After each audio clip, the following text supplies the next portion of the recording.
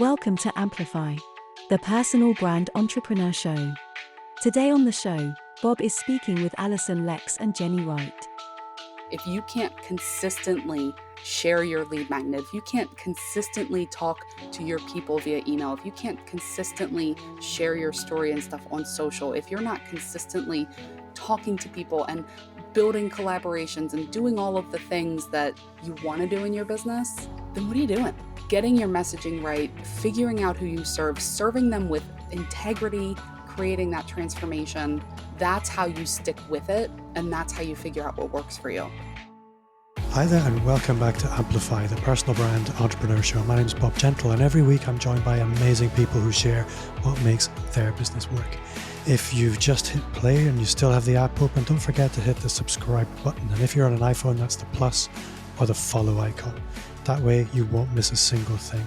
Now, before I jump into introducing this week's guest, just a quick reminder again that after nearly 200 of these interviews, I've learned a thing or two about what makes business work online.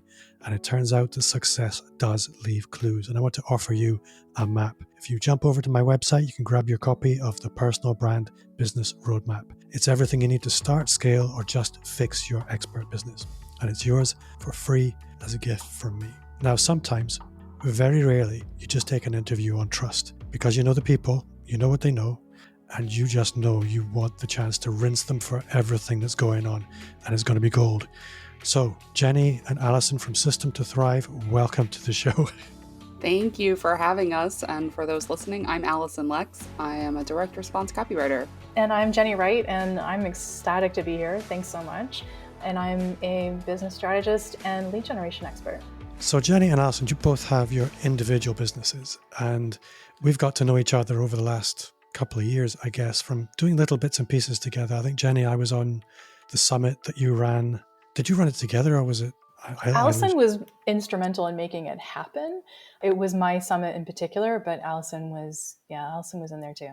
And I think, Jenny, you've been on the show before. I have, just me, yeah. And Alyson, have you been on the show before?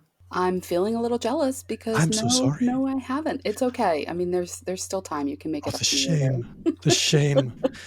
We got to know each other over the last couple of years, and you've both really impressed me with what you bring to the table for your clients, but more importantly, that for the wider audience, because a lot of people, they get super focused on client work.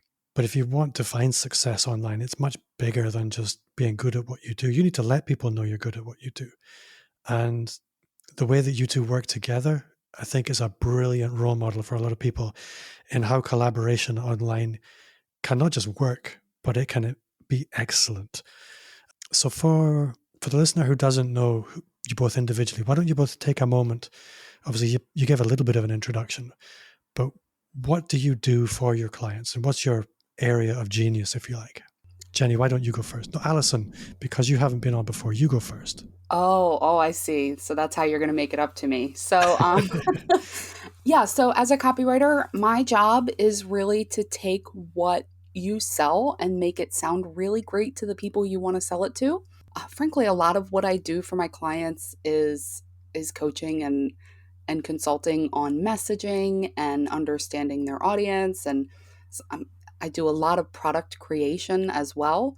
So if you have expertise and you want to package it in a certain way, I am really good at packaging it for sale. And then, of course, the overarching strategy of we can try this, do this, start them here, and all of that stuff. So when I'm working just by myself, that's the kind of stuff that I do. And then, of course, Jenny brings a whole nother host of expertise to the table. I want to come back to the packaging in a little while, but Jenny, you go ahead. Well, Alyson gave me such a sweet lead-in, which was nice of her. So I'm a business building strategist, I guess you could say, consultant. I don't like to call myself a coach, although I find myself coaching clients a lot. And I also do an extensive amount of lead generation. So building people's email lists, their followings online, helping them get seen, things of that nature, so that they have an audience to sell to, which directly complements a lot of the skills that Alyson has.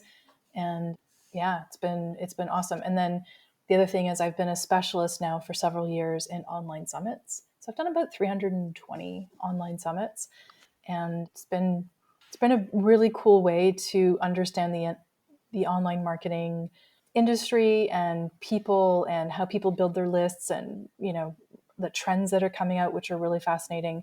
So that's sort of me.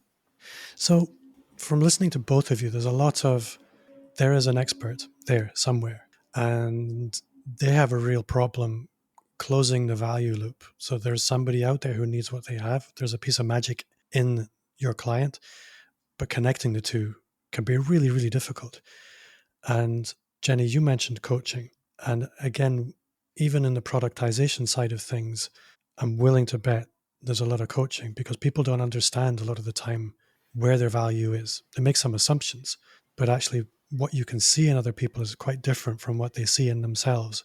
And if you're going to do the job well for your client, you need to draw out that value. Agreed.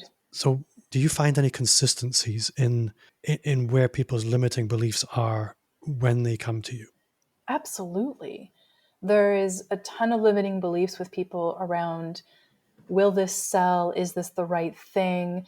And Alyson will agree with this 100%, but people always have limiting beliefs, or 99% of the time, around the price.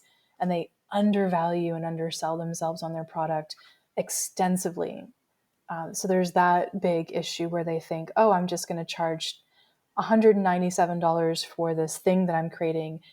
And if I look at it, or if Alyson looks at it, we're like, no, dude, not even. Like, that's got to be a $400 product or a $600 product or something along those lines. So there's a really big discrepancy between people's value of what they see they should charge and what they should. Now, the opposite is also true, where we run into clients and one of their limiting beliefs is, I'm so awesome that I am so awesome that people should pay oodles of money to get access to me. And, my time is worth so much. And we have to go, hold on a minute, wait a second. You're selling at scale and you're selling one to many. Therefore, the price has to be a little bit different than what you're looking at, and also what the market can bear. So yeah, that's a lot of what I see. One of the things that I like in the way that you've described things so far is somebody at the beginning of their journey, they won't have an awful lot of audience. And there's probably a proportionality in terms of what they can charge. So helping them build that audience in order that they can potentially price differently in the future is quite important. One of the things, Jenny, you described was working with clients on their online profile, on their online persona, helping them with their social media and things like that. What does that in practical terms actually look like?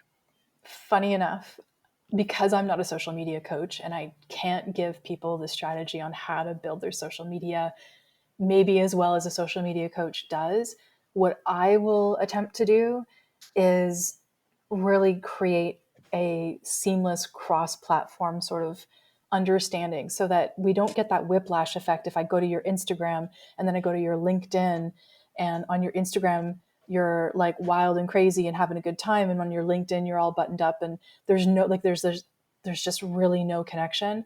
But when it comes to growing your reach or having any exposure with social media, what I do tell people is consistency, right? Posting with consistency, creating invaluable content, original content, things of that nature. And not necessarily, depending on the business, but not necessarily thinking, oh, I got to do this trend and I got to do that trend. More about creating content that resonates to your ideal client. Everybody wants to build a list of buyers, but they don't do the thing that actually attracts the list of buyers. They struggle with that. So either they go too far on one side and they create content that's not useful for those list of buyers and they attract the wrong people, or they get so sort of perplexed that they don't do anything. Does that make sense? It makes perfect sense. I actually would love to hop in here because Jenny mentioned something that I think is really important a couple minutes ago, which was really focusing on that overall encompassing plan, that overarching plan. And I think it's really important that when you're thinking about growing your business, you look at social media as just one facet of your overall thing. I view social media as a traffic platform, as well as an engagement opportunity. So it's a traffic source and an engagement opportunity. It is not the end all be all of your business. So, how can you leverage it for those two things, traffic and community engagement, in the broader context of your entire business? And that's really where I think the sweet spot is. I think you hit the nail on the head for me, because a lot of people think that social media is their online business, and it's just not like that. Social media, like you said, is a great way to gain some foundational visibility, but it's not a great place to have conversations. And we had somebody on the show recently, she said something really clever, which was conversations lead to connections and connections lead to customers. And if you want to have more customers, you're going to need to have more conversations. And social media doesn't really allow you to scale that very well. But what it does allow you to do is invite people to your party. So I've two questions I really want to go to with this. Number one is, how could people be using social media to bring people a little closer to things like summits, webinars? When is the right time to be doing that? But alongside this, and I think, Alyson, this is an important question probably for you, a lot of people don't really tell their story in a way that allows you to make sense to people. A lot of people assume people know what you do and what you're for, but people meet you for the first time every day. So how are you telling that story every day? How do you tell that story every day? Does that make sense? It does make sense. And, Sorry, I asked a lot of questions in one. it's okay. It's okay, because really what I'm going to do is kind of combine it all together. All right. So the way that you bring people closer to you, and this is true whether it's on social media, in your email list, face to face networking, I do not care how you're interacting with them. Social media, again, is one facet of your business. You bring them closer to you with stories about you, yes, so that they can get to know you. But it's really, really important that at some point, preferably pretty early in the story that you're sharing, you connect the dots for them on why they care. All right, so this is a really big mistake that I see a lot of people make with any copy that they write, especially sales pages. They talk about themselves, but they don't really tell me why I care to know this, right? So if I was going to tell you the story about the time that I was on a live stream in a really big Facebook group, and I was not having a good ego day. I was just not feeling it that day. I just wasn't feeling like I had a lot to offer business or the world, or right, I was having a moment. And the host lost internet connection and had made me a co-host of this live stream. So now here I am in this group full of people I've never met before, not feeling my best. And now I've got to wing it on my own instead of in an interview conversation format that I was more comfortable with, right? Like, I've just told you that whole story, and why? Yeah. Why did I tell you that? And, for the purposes of being truthful, I told you that story because it's the first one that popped in my head. I'm totally winging this right now, but I could say, bring it in there, open up with, you know what, sometimes you're just not having a great day. I'm using the word you, so my audience knows I'm talking about them. You're just not feeling yourself. I know how that feels. Here's my experience. But this is what I learned from it, and this is what I want you to learn from it, right? So I'm now bookending my story, my talking about myself, with understanding where my audience is, understanding what they need, and delivering to them value that they want. And that's how you're going to bring people closer. I've let them get to know me. I've told them about how I'm not always on top of the world.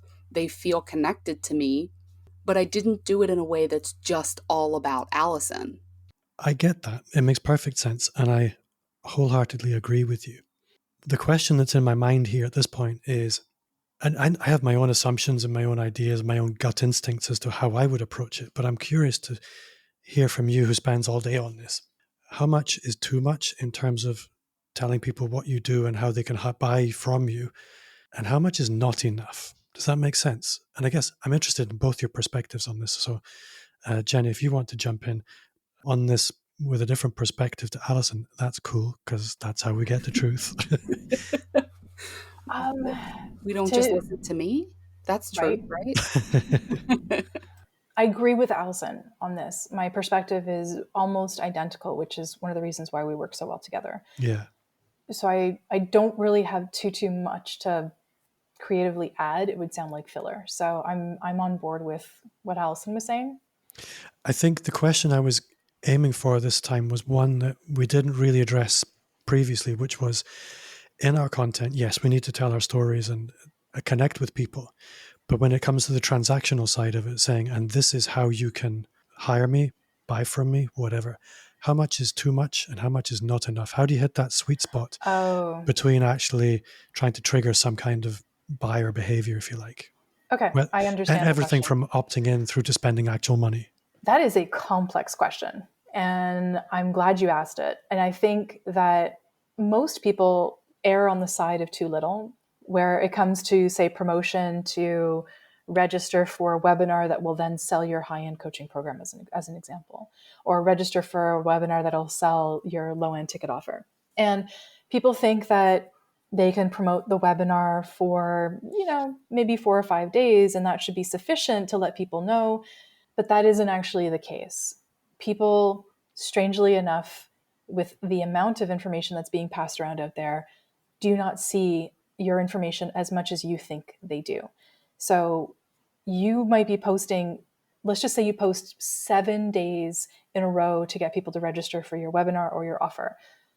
Chances are, with the way people are scrolling and how much information they're seeing, they're maybe seeing that out of your 7 days, they're seeing one post.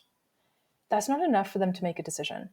So one of the things that I look at when it comes to promotion to get people to make the sale or to register for something is I look at an elongated promotional period, and built into that promotional period is a bit of a runway that Alyson and I call it. So we're trying to build up that people's excitement towards whatever it is you're doing. We do that with a combination of different styled posts, like, lifestyle posts and promotional posts and things of that nature. So it's not all banging you over the head, but at the same time, it's really getting people to start thinking about you as the brand. Also, I think when it comes to email, people don't promote enough. The fear, the knee-jerk fear is, oh my God, the people on my list are going to unsubscribe because I'm going to be emailing them too much. And actually, we had this conversation recently with a client where we said, we're going to promote your thing and we're going to send 7 emails over the course of, I think it was, Alyson, correct me if I'm wrong, somewhere in about 10 days. 10 to 12, yeah. 10 to 12 days. And the client was like, hell no, because if you do that, my list is going to freak out and they're all going to unsubscribe. And Alyson and I were like, yeah, and? Because Oh my gosh, Jenny, you make us sound so cold and uncaring. well, okay, so reality is we were like, we understand how you feel and thank you for bringing up your concern. However, in our heads we're like, but in reality we're like, yeah, but we're really not that cold. But we were trying to explain to the client, like, hey, you know what? They're not going to see how many emails do you actually see of people when you have so many coming in? And you need to be gently and perceptively and authentically sort of banging people over the head a little bit. But promo emails, and Alyson can explain this better than me, promotional emails to your program, product or service don't necessarily all have to be promo. They also can infuse teachable moments, lifestyle, fun, a little bit of comedy, a little bit of share, maybe some case studies, so they don't feel so buy my thing, like they, you know what I mean? And that's one of the things that Alyson's so good at. I absolutely agree with you on the intensity of emails. I tell you, my email inbox, it used to just be mayhem. And I spent probably about 2 weeks unsubscribing from anything that irritated me. And I think this is the thing. That was the stuff that irritated me. I left a lot in there. And now I can see the wood from the trees, and I can see that there are some people who do email me every day, literally every single day, but they're still there because I haven't unsubscribed, because they haven't irritated me. And it's because it is well done email. And because I've connected with them for the right reasons. And if you've got people on your mailing list and you irritate them, they're never going to buy from you. So they may as well be gone. That makes so much sense.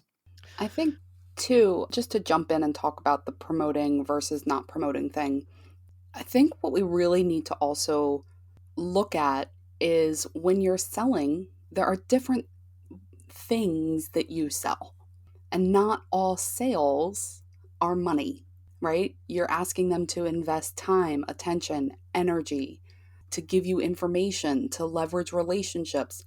I think I probably have a podcast episode about the 5 different things that I've listed, but really you're asking for, in most cases, something other than money. If I have a webinar, it's a free webinar. I'm just asking you to invest some time with me, which frankly, just as a little soundbite takeaway here, time is a more finite resource than money. So it's actually harder to get somebody to invest time than money in a lot of cases. But when you have your posts, your emails, your calls to action, they should be in everything you do. Everything you do should ask them to do something. And really what you want to do is begin to teach and train your audience that this is a give and take relationship. I'm not just going to be here to give, because that makes me a doormat. And that's not how, the mortgage company does not take doormat as payment for my home. It's okay to make money, but it's also, you have to frame the relationship with your list, with your following, with your audience, with your buyers, with everybody in the way of, I am happy to give and I want you to have value and I am going to ask for things in return. Even if all that is a comment on a post, I'm going to ask. And by doing that consistently with everything that you do, when you ask them for money, it's not such a shock to their system. A lot of times what I see, my clients or people that I talk to are like, every time I ask my list to buy something, they just do nothing but unsubscribe. And when I go and I look at how they've interacted in the past, they're just all about the give. Well, yeah, you've trained them to just expect that they're going to get without anything in return. So start with, can you hit reply and tell me what you think about this? Or can you go watch this video and give me your biggest takeaway? Register for this thing. Download this. Get them to take action. And what's in my mind here is what I can only describe as the fear, because I'll be totally honest, I see people doing that and I think, wow, they must have such engaged audiences that they're willing to ask for that engagement and trust that it'll come. Because I can imagine the situation where you say, with some enthusiasm and fanfare, let me know what you think, and you get the tumbleweed. How do you move past that fear of, I can only call it rejection. It's not really rejection, it's more passive than that. The fear of zero engagement. Zero engagement's okay when you're not making a big deal out of it. But when you're asking for engagement and you don't get it, you feel like you might look like a bit of a Billy No Mates, so to speak. I know what you mean, and I've had that same fear, right? And what I want you to do first is check your history. Have you asked them for that engagement before? Have you trained them that this is what you're looking for from that relationship? It's just like when you're dating somebody, right? Or you're married, and ask me how I know this. You have to ask for what you want, and you're not going to get it the first 6 times you ask. Right? Like, you might, but it's not going to be something that's consistent. It takes time to learn what people want from a relationship. And make no mistake, your followers, your audience, your buyers are in a sort of relationship with you. It might be transactional and financial or whatever, but it's a relationship. And if you haven't been consistent with asking for what you want, you can't expect to get it the first time you do. The second thing to bring up is something that Jenny said, consistency, because not everybody's going to see everything you do. If I have 1,000 followers on Instagram or 1,000 people on my email list, what percentage of them are even going to see the request? Okay. So if I have a 13% open rate, which is not great, but if I have a 13% open rate and I send an email to 100 people, only 13 people have seen that email. So if I get one reply, well, that's actually a pretty good percentage. Okay, so I think that we get so caught up in, I have this kind of email list or I have this kind of following. We don't think about the actual numbers of who's seeing our stuff. Yeah. Jenny, you have something to add here. I I know because I do. saw a little note coming up in it. Well, it would For be, the, I'm Canadian, therefore polite, and I'm like, hey, may I please speak? But I just interrupt. I know, but I love you for it. To add to what Alyson's saying, there's something that I think is important to note. And you have a goal, right? Your goal is to be into business and your goal is to make money. Your goal is to build relationships and network. When you're looking at emailing your list and connecting with them, you have to drop your ego. This is actually isn't about you. It's about what your list needs, right? So Alyson said that your list is like you're being in a relationship with them. And it's not even about, it's not that it's not about your wants or your needs, but it's not about your ego. It's not about, oh my God, if I email people, they're going to think I'm this or that, or oh, if I email people, they're going to unsubscribe. It's, hey, you know what? If I don't email them, they're never going to know about me. And if I don't email them, guess who they're going to go and look at for the exact same information, even though mine's better? They're going to go look at the next person. And I don't want them to go there because if they do, I'm going to lose them. So one of the things that we have to look at, and this is literally the self-talk I had with myself because I'm more introverted and I'm always afraid that if I email people, they're going to judge me, and especially the way that I talk or whatnot. So when I would go to send an email to my list, I would start the email 3 or 4 times and then stop, or start the email 3 or 4 times and then, never finish it, never send it. And then I would berate myself for never having sent the email. Instead, the self-talk is, if I don't tell them about the webinar, they're never going to know. And if they don't know, they're not going to register. And if they don't register, they're not going to hear about my great thing. And if they don't hear about my great thing, I'm never going to be able to sell it and then help more people with their problems and then be able to get people out of the XYZ problem that they're experiencing. And then I'm not getting my gift out into the world. So I always try and say, get your insecurities and your ego out of the way. And it's hard, I know. But if you can do it so that you can put your best foot forward. And I've done this to Alyson. I've literally had this exact conversation with Alyson when she went to do her first summit because it was overwhelming. Yep. She does this to you. And she's like, okay, so you have some insecurities and you have some ego issues, and I love you, but I don't care. Do it anyway. And that's how you get past it. Okay. I think that's Yeah. right. You have to treat it like showbiz, basically. Yeah, the show must go on. Get on the stage. Go. Yeah. They didn't interact. They didn't engage. That really sucks. Do it again. So there are two places I would like to go now, and you're both ideally suited to deal with one or the other of them. So the first one is, a lot of people complain that their list building isn't working. They might have a lead magnet, but it's not really doing very much.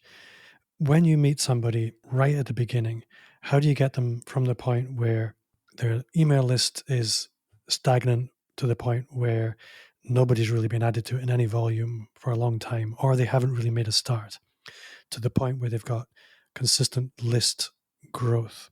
Because at the heart of this, email list is the closest precursor to sales that you can have anywhere. So email list building is a number one strategy. And Jenny, I'm going to lean on you for that.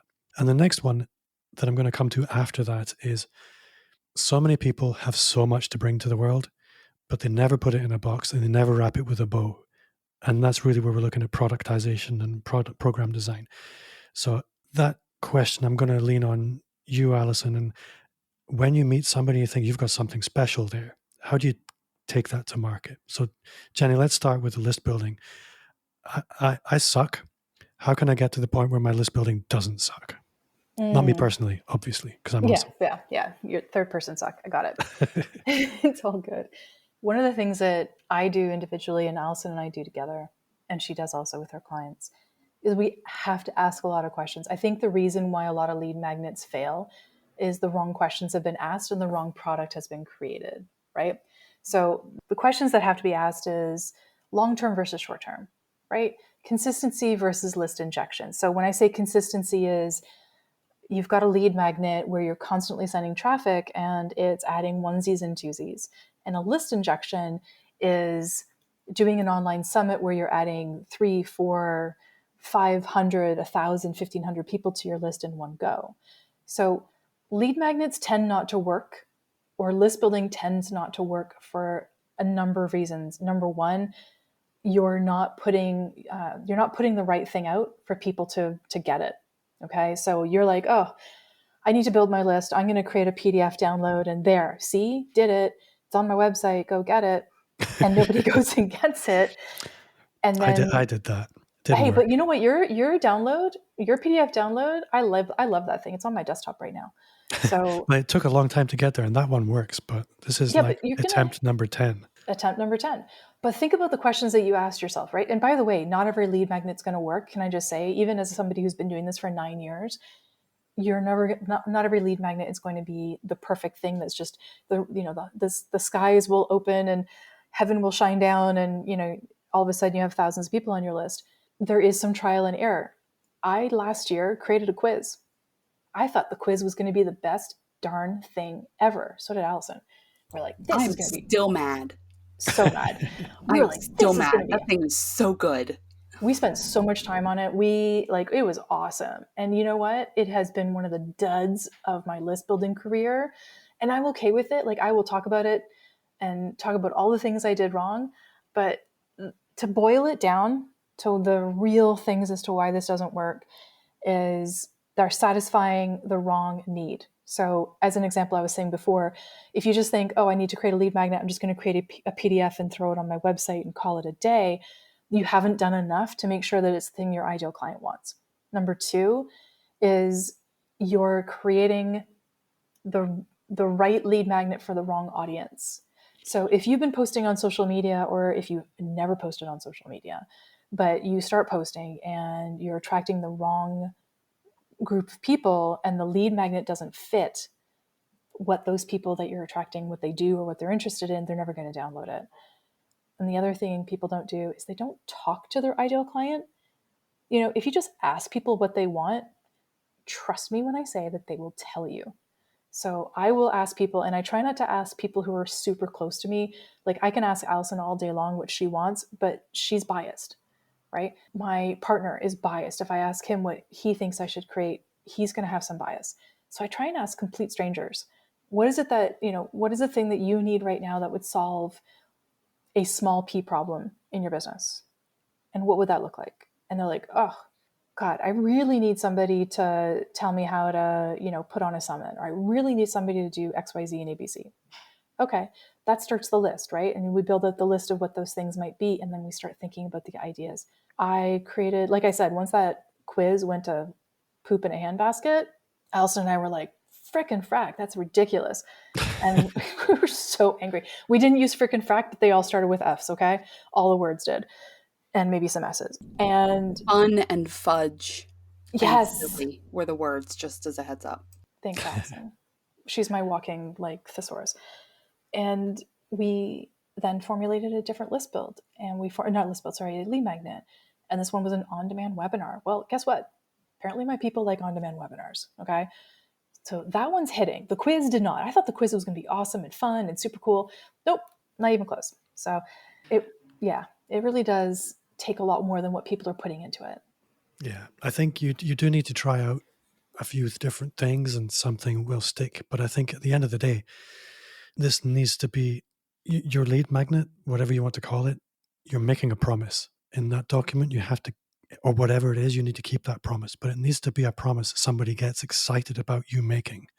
I think that's where a lot of people fall down, is they almost look at their lead magnet as administration. And nobody's going to get excited about a checklist anymore, really.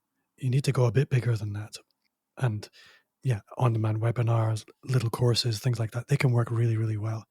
Well, I and think I'm going to break in, because if you remember earlier, I talked about how, and I'm sorry, I'm just going to interrupt you, but I'm not Canadian, so I'm allowed to be rude. it's okay. Earlier, I said that one of the most difficult things to do is get someone to be willing to invest time with you. And so if you have an on-demand webinar, what you may discover, and I think, Jenny, I don't know how your results have matched up to this, but you you may get fewer leads because watching a video or what have you is a time investment.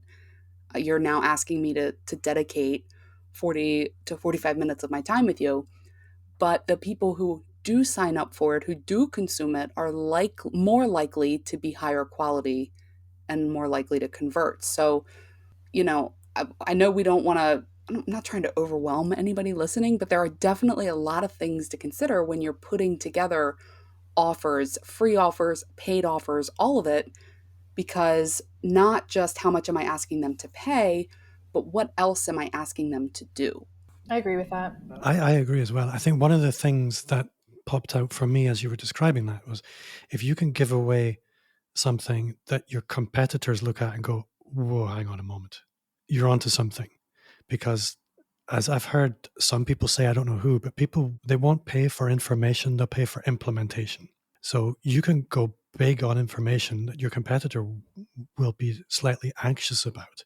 And then you will get the right leads. And you're absolutely right. You don't want people on your list that aren't going to be highly engaged. That makes no sense. 100%. You don't want tire kickers. They don't help you. That's right. That's right. And a lot of people on your list are tire kickers, freebie seekers. So be okay letting them go. Yeah, absolutely. And I think as well, another thing, and I say this as a case in point, if it's a freebie you think somebody would be excited to share, then you're onto a winner.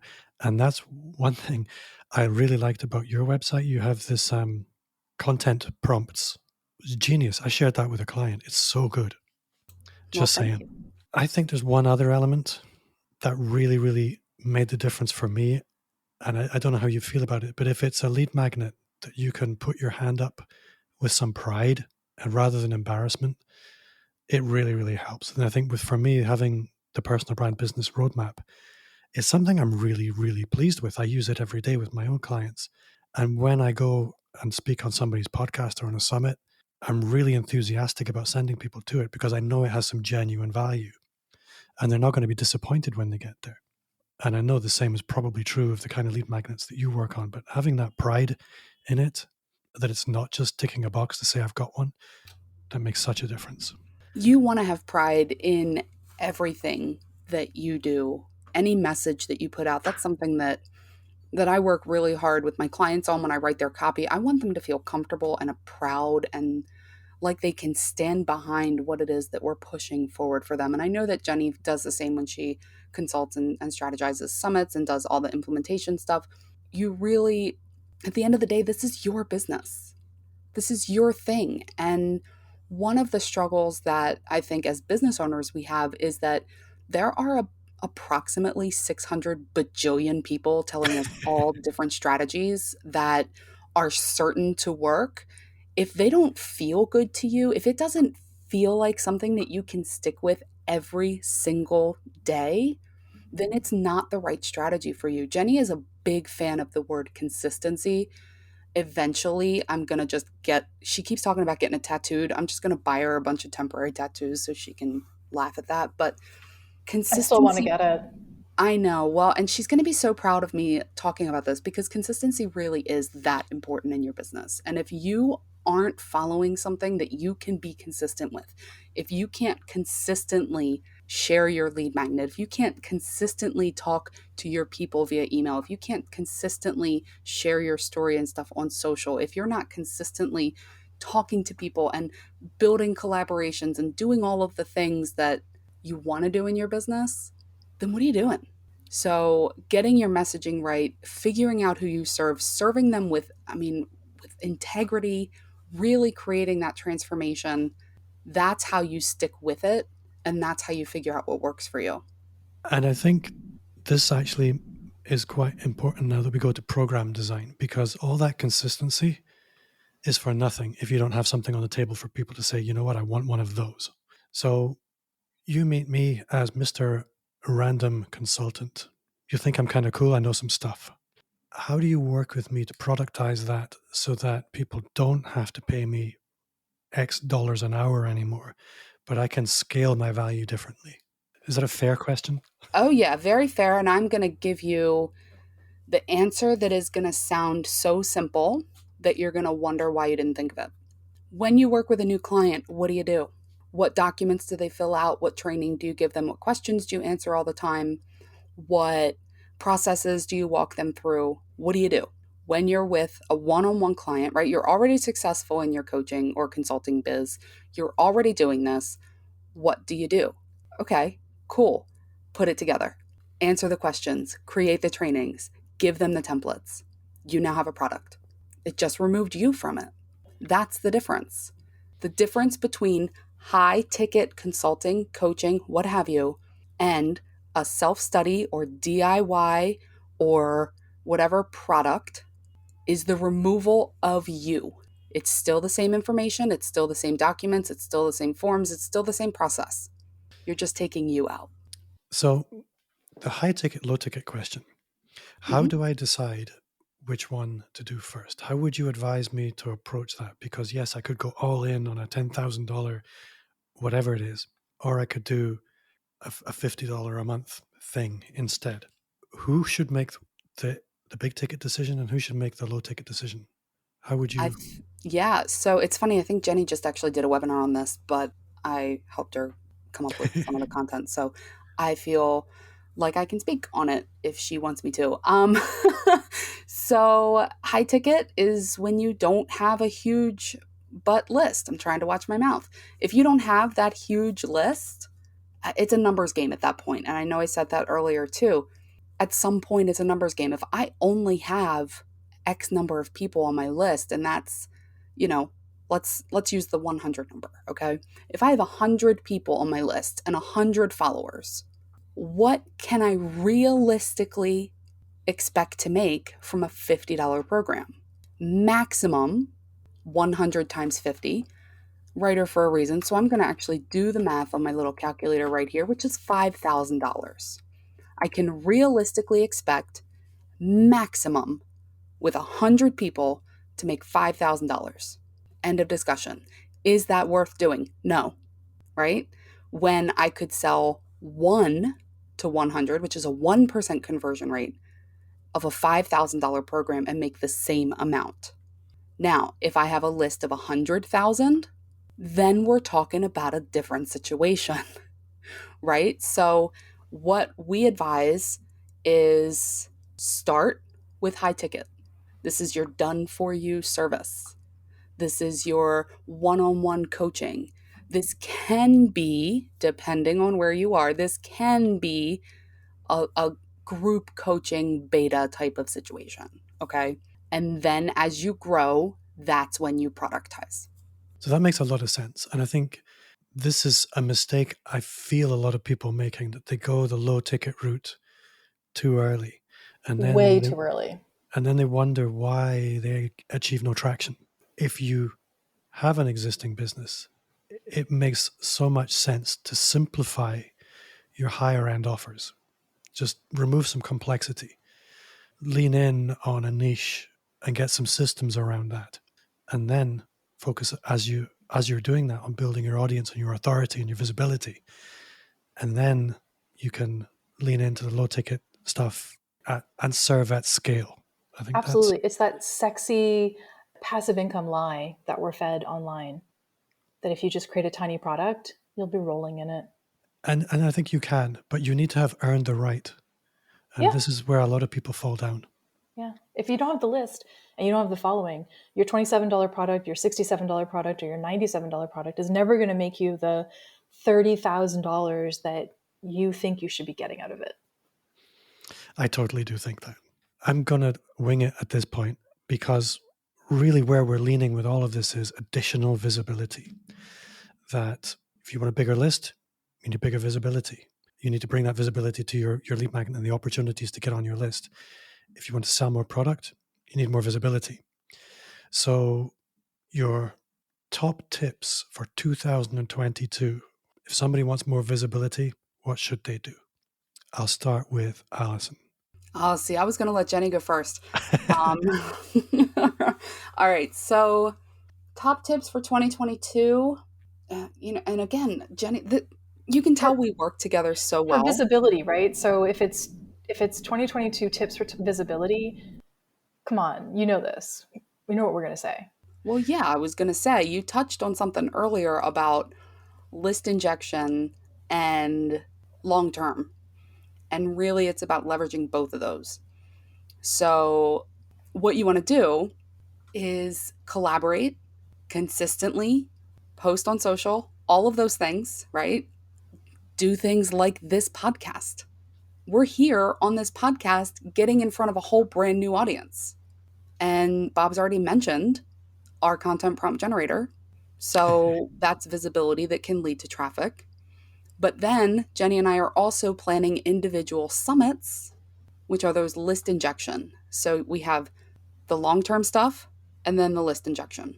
Use them both. I think you answered for Jenny as well, Alyson.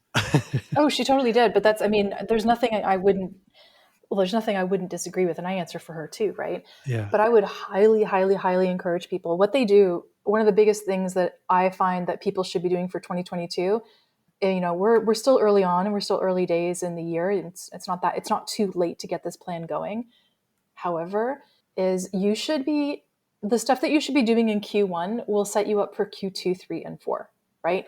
So getting onto other people's podcasts is essential. You should be working 90 days ahead. Like this podcast that we're on with you right now, at the time of the recording, it's a certain time of year. You could release this 6 weeks from now. We don't know.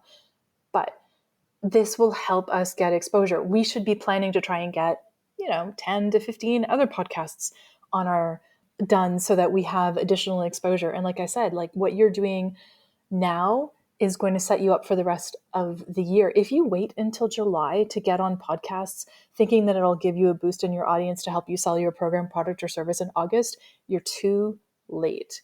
Start now, early, get that audience built up, get that exposure built up, and then you're really just adding gas to a really awesome bonfire. And looking at it from the summit perspective, a lot of people come with a lot of imposter syndrome. I guess the question I'm leading to is, how expert is expert for things like a virtual summit as a guest speaker?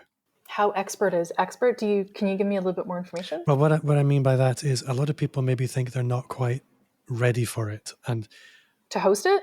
not to host it, but to maybe turn up as a guest expert or to Okay. potentially host it. We could go both directions. Well, so I understand the question, and so that's a little bit of a you problem in terms of how you view yourself. And I will always tell people that whatever it is that you're doing, whatever program, product, or service, or thing that you create, or whatever it is that you're able to do to help and serve people, is 100% something that people need. And you're probably the expert in it because you spent the most amount of time trying to figure it out. Are there other people in your field probably doing it too? Maybe. But are they doing it like you? No, probably not. And that makes you the expert, right? So getting out in front of an audience and being an expert on a summit, and you know this, Bob, because when you were on my summit, you were like, I'm not sure I'm the right person. I'm like, yeah, you're the right person. Just come do this. And it's literally about trusting in the fact that you have something that keeps you going, that makes you a standout, and that you have the right to say, I'm an expert in this. Brilliant answer. And that's my pep talk for the day. Thank you very much. I'm looking at the time. We should probably bring things to a close. If people want to connect with you, how can they do that both collectively and individually? Okay, so you can head over to systemtothrive.com. That is our podcast's home on the web. This is where you can get past episodes or connect directly with Jenny and I on a strategy call or something like that. You can find me on AlysonLex.com. That's ALYSONLEX.com. And I'm also Alyson Lex on every social platform. I think maybe on Twitter I'm at the Alyson Lex, but I don't really tweet, so don't worry about it. And then Jenny is at JennyWright.com. But her socials, they vary a little bit because her name is a little more common than mine. Yeah, I guess so. So, yeah, just look for her, Jenny Wright. I'm Jenny L. Wright. Jenny L. Wright on Instagram. Because I couldn't get Jenny right, but I'm out there. You'll find me. But I guess you can find you both on the System to Thrive site. Yes, we're both on systemtothrive.com. So I have had great fun. Thank you so much for letting me wing it with you both. It's not very often I have two people on at once as a host. It can be a bit freaky sometimes. So, You did a great job, though. thanks for enduring it with me. I had a really fun time. Yeah, I me did too. But I need to close with the question, what's one thing you do now that you wish had started 5 years ago? Jenny, you go first. I wish I started working with Alyson in a more formal way 5 years sooner than I did. And I honestly wish that I had done my podcast with her earlier, or any podcast earlier, because it really would have just given a lot more growth a lot more quickly. I was not prepared for Jenny to come with that heartfelt, very sweet answer. And I have emotions that I need to process for a moment. Now, good luck topping that. When? Oh, well, I wish that I had gotten out of my own head sooner. I wish that I had gotten over a lot of the crud that's been holding me back faster than I have. Again, a brilliant answer. I think so many people underestimate how their own heads hold them back. So I think that's a great place to end. Alyson and Jenny, you've been great fun. I have had an awesome time. I think we're going to have to do this again because we didn't cover even a fraction of what I thought we might. But for now, thank you so much. Thank you. Thank you. Before I go, just a quick reminder to subscribe and join our Facebook group. You'll find a link in the show notes or visit amplifyme.fm/insiders. Also connect with me wherever you hang out. You'll find me on all the social platforms at Bob Gentle.